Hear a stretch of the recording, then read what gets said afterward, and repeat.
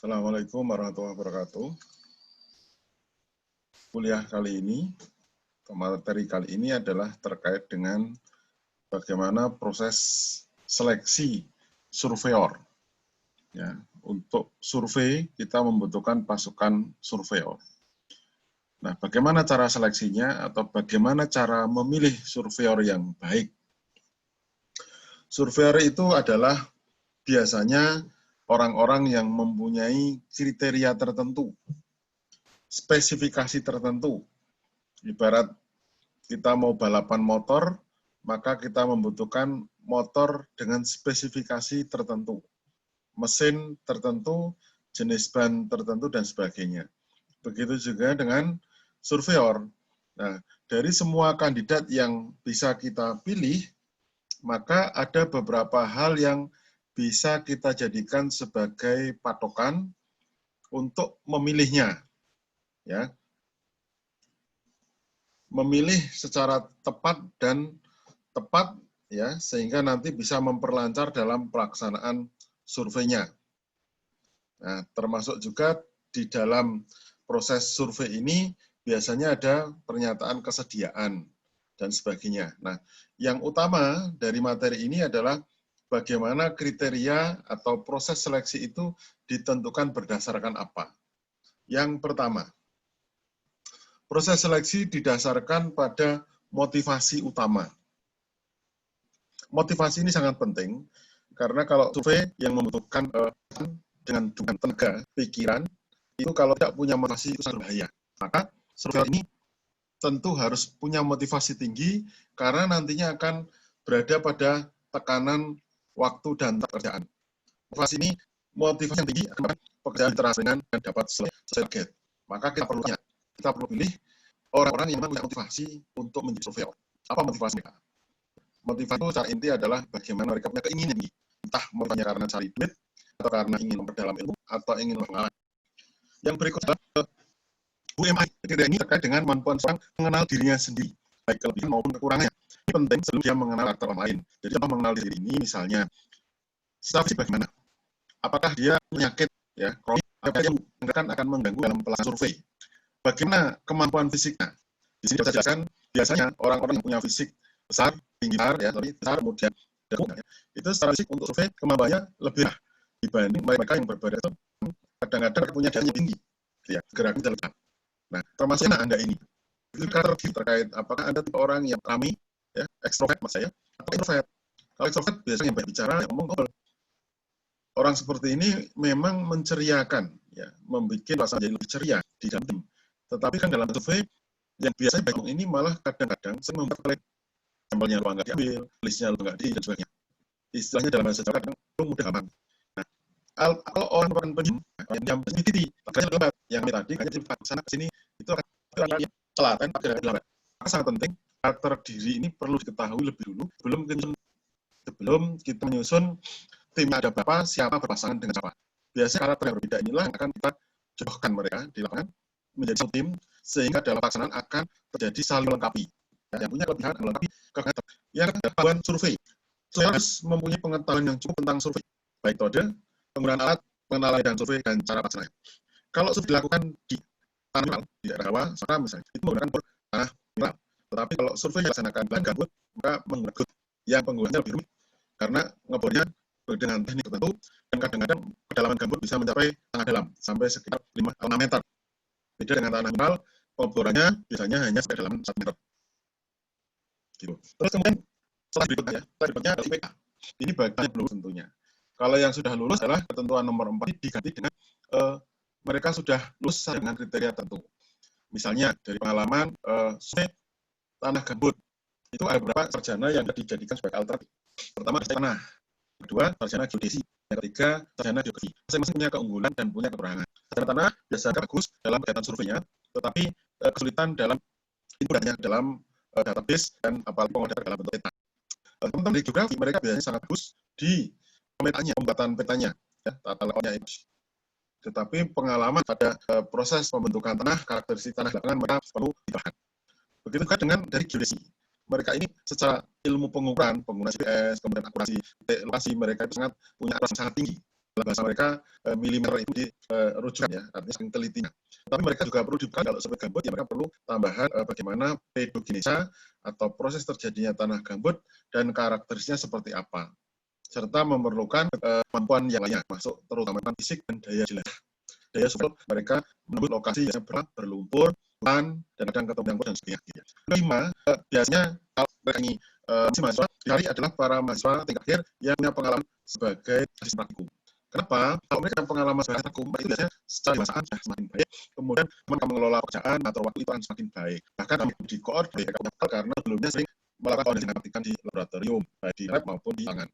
Yang keenam, pengalaman sebagai surveyor. Nah, ini penting karena survei ini akan pengalaman surveyor sangat membantu sudah banyak pengalaman kegiatan survei. Pengalaman ini diberikan yang langsung sebagai surveyor.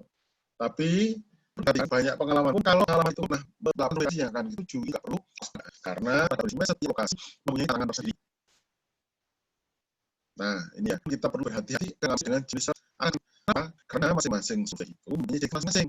Apalagi misalnya kebetulan survei tanah, tapi mereka kemarin survei sosial. Survei sosial adalah manusia. Kalau tanah jadi manusia, sebenarnya rawa belantar gitu. Nah, makanya survei itu dibagi dua, survei alam, lahan, dan survei sosial. Survei alam membutuhkan ketajaman pandang untuk menangkap fenomena alam, istilahnya membahas yang tersirat. Karena survei sosial membutuhkan kepiawaian dalam tarik dan mengacara responden. Nah, sangat jarang dari pengalaman surveyor yang bisa kalau yang bisa sangat kayaknya kemampuan posisi.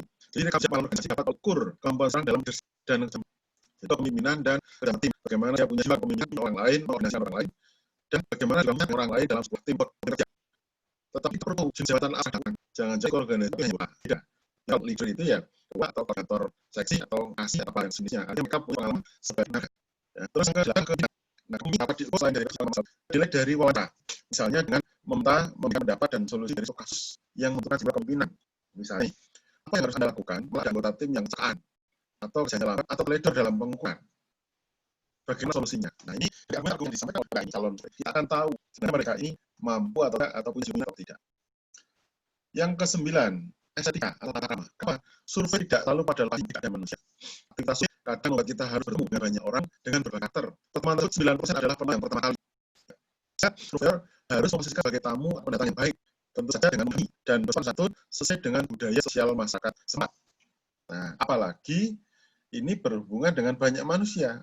Terkadang surveyor itu juga berhubungan dengan lokasi yang tidak ada manusianya, hutan belantara, luka, ya, rawa-rawa dan sebagainya. Itu perlu tata krama, perlu estetika.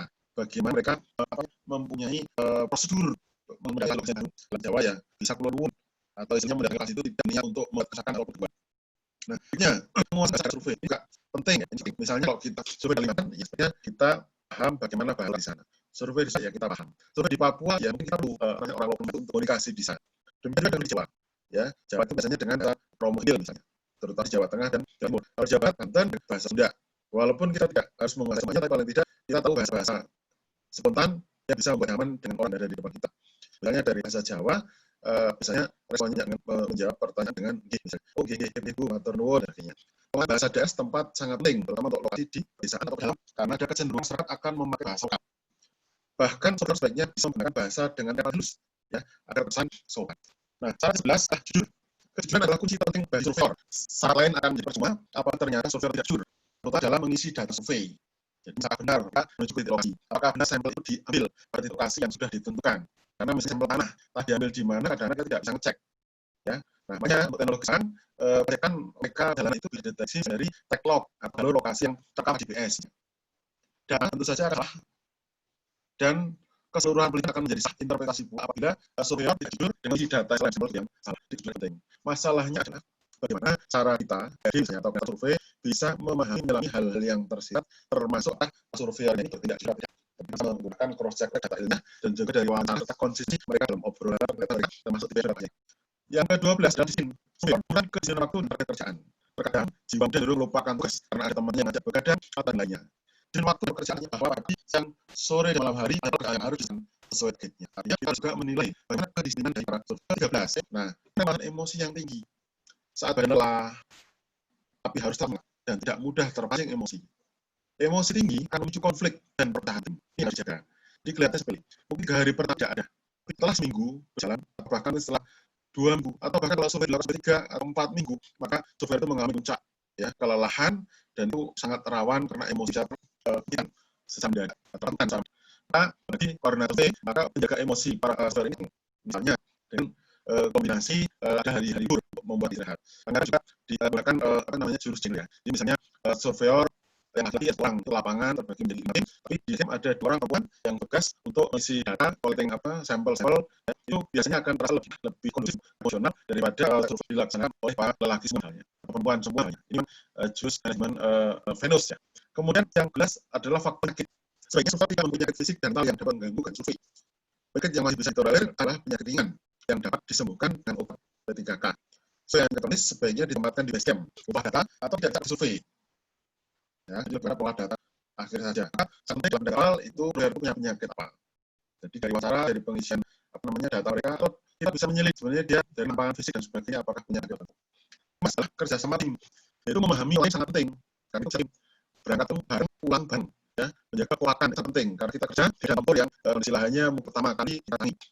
Nah, untuk lebih baik kekurangan biasa dalam menggabung survei mempertimbangkan orang yang kelebihan dipadu dengan orang dengan yang kuat dan agak teledor dalam pengisian data dipadukan dengan yang penting lah namun tidak bisa. Apakah lokasi itu biasanya pada para laki yang survei karena pertanyaan khusus. Ya. Terus berikutnya untuk menilai calon minimal calonnya seperti jadi berarti.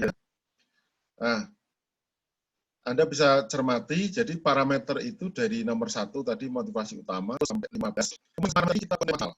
5 diperlukan untuk skala kebutuhan terkait dengan kepentingan yang tertilah pajak. Ya, saya bertahan, berupaya.